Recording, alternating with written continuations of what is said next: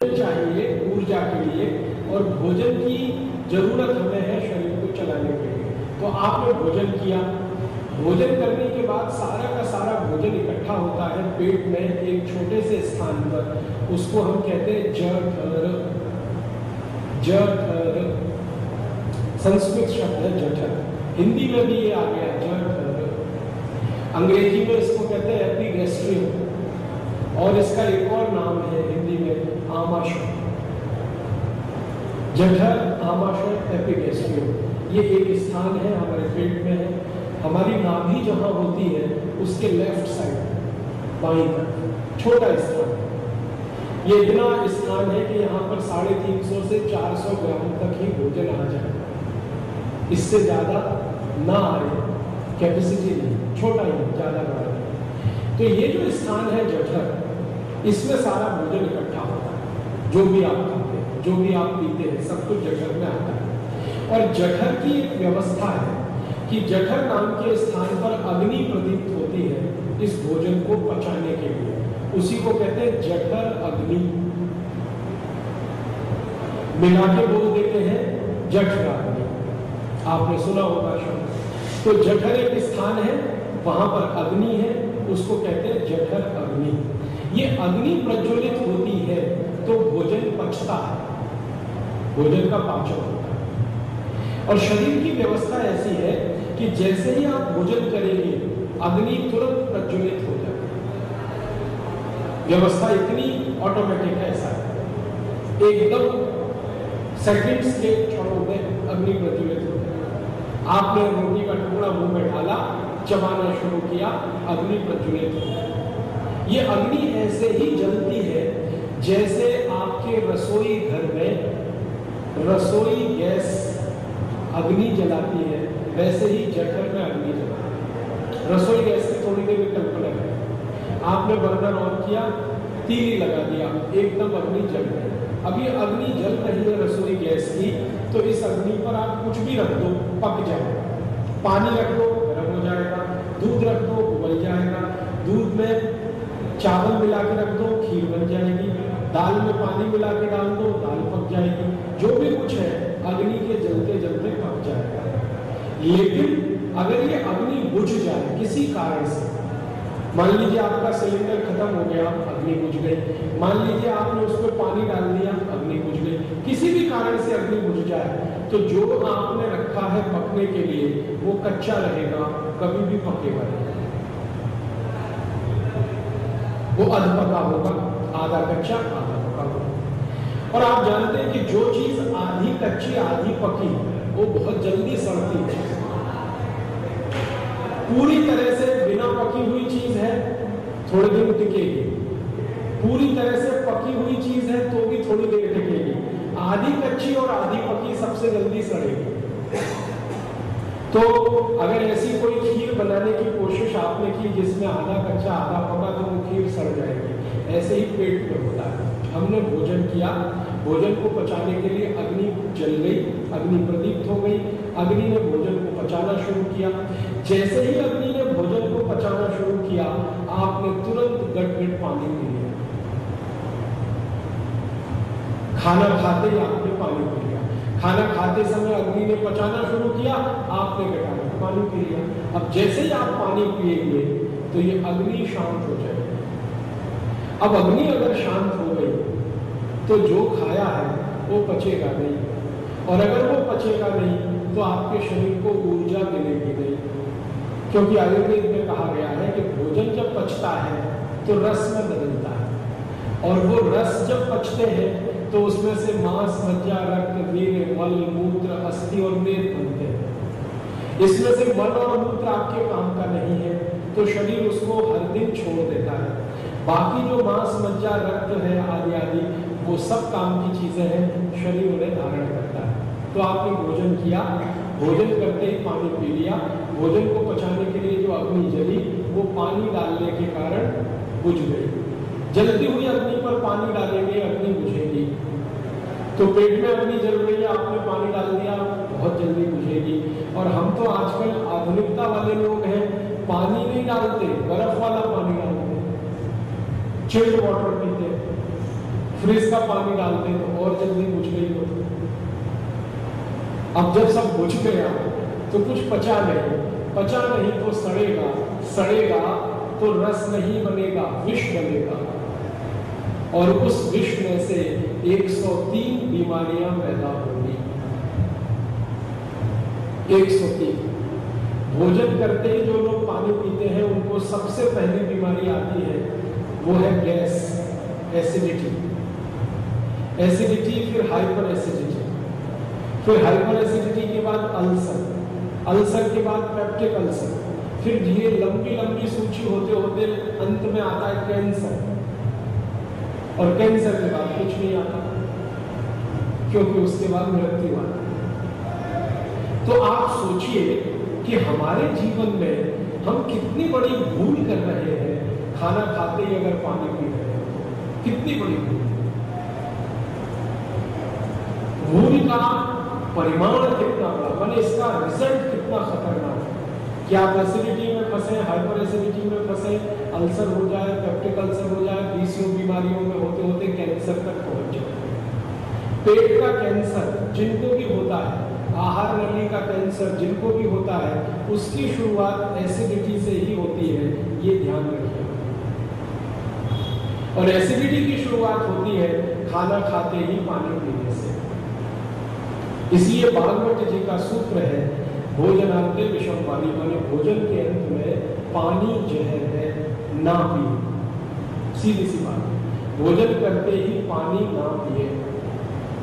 अब तुरंत आपके मन में प्रश्न है, कब तक, कितनी देर तक पानी ना पिए?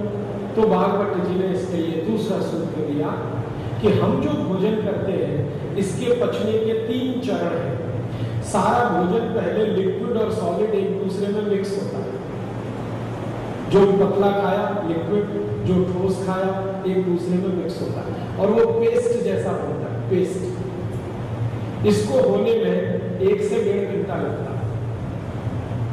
स्वस्थ व्यक्ति है तो 1 घंटे में हो जाएगा, थोड़ा बीमार है तो 1.5 घंटे, ज्यादा बीमारी की स्थिति में 2 घंटे भी लग जाते हैं, लेकिन नॉर्मली 1 से 1.5 घंटा। तो 1 से 1.5 घंटे में वो सारा खाना एक दूसरे में मिक्स होकर पेस्ट, फिर इस पेस्ट में से रस बनना शुरू होता है। माने 1 से 1.5 घंटे के बाद आपने जो खाया हुआ भोजन वो रस में बदलेगा। जब रस में बदलता है भोजन, तब पानी की जरूरत पड़ती है। आप जानते हैं कोई भी रस बनाने में पानी लगता है। मैं आपसे कहूं आम का रस बनाओ, तो आम का गूदा आप निकालेंगे फल, फिर उसमें पानी मिलाएंगे तो रस तैयार होगा। कोई भी रस पेट में भी तैयार होगा तो पानी की जरूरत पड़ेगी। तो जब पानी की जरूरत पड़े तब पानी पिए। मतलब सीधा सा ये है कि खाना खाने के 1 से 1.5 घंटे के बाद ही पानी पिए। तो पहला सूत्र हो गया, खाना खाते ही तुरंत पानी नहीं पिए। दूसरा सूत्र हो गया, खाना खाने के लगभग 1 से 1.5 घंटे के बाद ही पानी पिए। अब आप तुरंत एक और प्रश्न करेंगे कि अच्छा ठीक है, इतनी बात तो समझ में आई, पानी के अलावा कुछ और पिए क्या? पानी तो नहीं पिए, खाना खाते ही ये समझ में आ गया, 1.5 घंटे बाद पिए, लेकिन खाना खाते ही कुछ पी सकते हैं क्या? तो इसके लिए तीसरा सूत्र है। तीसरा सूत्र ये है कि भोजन करने के बाद अगर आप कुछ पीना चाहते हैं तो 3 द्रव पदार्थ पिए। 3 द्रव पदार्थ। पहला द्रव पदार्थ है वो है मट्ठा, छाछ, मज्जिगे, तक्रम, जो भी आप दही में पानी मिला के जो मथा हुआ है और मक्खन जिसका निकाल लिया गया है, ये सब। तो आप पहला द्रव पदार्थ जो पी सकते हैं वो ये। दूसरा द्रव पदार्थ जो पी सकते हैं वो है दूध।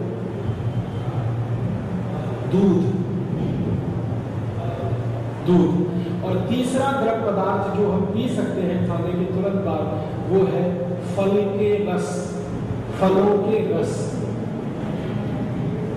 जूस। फिर से दोहराता हूं इस सूत्र को, भोजन के तुरंत बाद पानी नहीं पीना है, पहला सूत्र। पानी पीना है तो 1 से 1.5 घंटे के बाद पीना है, दूसरा सूत्र। तीसरा सूत्र है कि कुछ भी पीना है भोजन के बाद तो या तो लस्सी, मट्ठा, छाछ, मज्जिगे, तक्रम, या तो दूध या तो जूस। अब चौथा सूत्र है कि लस्सी कब पीनी है, दूध कब पीना है, जूस कब पीना है। इसका भी समय है। हर समय लस्सी नहीं पी सकते और हर समय दूध भी नहीं पी सकते और हर समय जूस भी नहीं पी सकते। तो आयुर्वेद में भागवत जी ने कहा, उनके शास्त्र में अष्टांग हृदय में, कि मट्ठा पीने का, छाछ पीने का, तक्रम पीने का समय है दोपहर का। दोपहर को भोजन के बाद आप लस्सी, छाछ, मज्जिगे, तक्रम आदि पिए।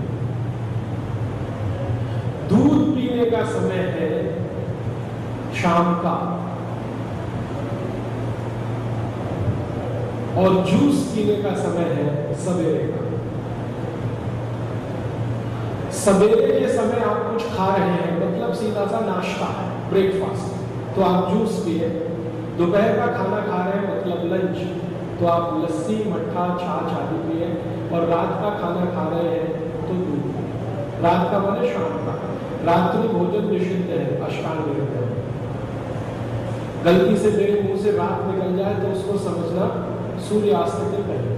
भागवत जी ने कहा है कि सूर्यास्त से 40 मिनट पहले भोजन हो जाए तो अच्छा है। तो आप शाम का खाना खाएं तो दूध पी सकते हैं, दोपहर का खाना खा रहे हैं तो आप हमेशा लस्सी और मट्ठा पी सकते हैं, सुबह का खाना खा रहे हैं तो जूस पी सकते हैं। अब कुल मिलाकर मैंने आपको 4 सूत्र बता दिए। फिर से रिपीट करता हूं ताकि याद हो जाए। लिख लिया है आपने तो अच्छा, छूट गया हो तो फिर। पहला सूत्र था खाना खाते ही तुरंत पानी न पिए। दूसरा सूत्र था खाना खाने के 1 से 1.5 घंटे के बाद पानी पिए। तीसरा सूत्र था खाना खाते ही अगर कुछ पीना है तो लस्सी, मट्ठा या जूस पिए, लस्सी, दूध और जूस पिए। और आखिरी सूत्र अभी तक का जो है वो ये कि लस्सी पीनी है, मट्ठा पीना है तो दोपहर को पिए, दूध पीना है तो शाम के भोजन के बाद पिए, और जूस पीना है तो सवेरे के भोजन के बाद, माने ब्रेकफास्ट के बाद। अब इसमें आपके मुझे सवाल आएगा कि जूस सवेरे क्यों पीना, शाम को क्यों नहीं पी सकते? मट्ठा या लस्सी दोपहर को क्यों पीना, रात को क्यों नहीं पी सकते? और दूध रात को ही क्यों पीना, शाम को ही क्यों पीना, दिन में क्यों नहीं पी सकते? बात ऐसी है कि हमारा जो शरीर है ना, ये बहुत व्यवस्थित है, बहुत व्यवस्थित है। इसकी व्यवस्था है, भगवान की बनाई हुई, ईश्वर की बनाई हुई, वो हमारी आपकी बनाई हुई। इसकी व्यवस्था क्या है कि इस शरीर में भोजन को पचाने के लिए अलग अलग तरह के रसों की जरूरत पड़ती है, जिनको आधुनिक विज्ञान में हम एंजाइम्स कहते हैं। दूध को पचाने के लिए कुछ खास तरह के एंजाइम्स होने चाहिए, दही को पचाने के लिए कुछ खास तरह के एंजाइम्स चाहिए, और जूस को पचाने के लिए कुछ खास तरह के एंजाइम्स चाहिए। ये तीनों हमें चाहिए शरीर में। अब दूध को पचाने वाले जो एंजाइम्स हैं वो शाम को ही सबसे ज्यादा होते हैं पेट में। शाम को जब सूरज ढलना शुरू होता है और अस्त होने तक सबसे ज्यादा एंजाइम्स पेट में, जठर में होते हैं दूध को पचाने वाले। दोपहर जब सूरज एकदम तमतमाता हुआ होता है तीव्रता में, तो एंजाइम्स होते हैं दही और लस्सी को पचाने वाले। और सुबह के समय जब हम सोकर उठते हैं और सूर्योदय हो चुका होता है, उस समय एंजाइम्स होते हैं जूस को पचाने वाले, फल को पचाने वाले। तो भागवत जी का ये कहना है, या शास्त्रकों का ये कहना है, शास्त्रज्ञों का ये कहना है, सभी का ये कहना है, भागवत जी अकेले नहीं, आयुर्वेद के सभी विशेषज्ञ ये कहते हैं कि जब जिस चीज को पचाने वाले एंजाइम्स हो, उस समय वो चीज को खाएंगे और पिएंगे तो उसका एक एक कतरा, एक एक बूंद शरीर के काम आएगा। सवेरे जब जूस को पचाने वाले एंजाइम्स आपके शरीर में है तो सवेरे जूस पिएंगे तो जूस की एक एक बूंद आपको पचेगी ठीक से। ऐसे दोपहर को दही और मट्ठे के एंजाइम्स हैं तो मट्ठे का एक एक बूंद शरीर के काम आएगा, और ऐसे ही दूध वाले एंजाइम्स जब है तो दूध की एक एक बूंद काम आएगी। तो कहा गया है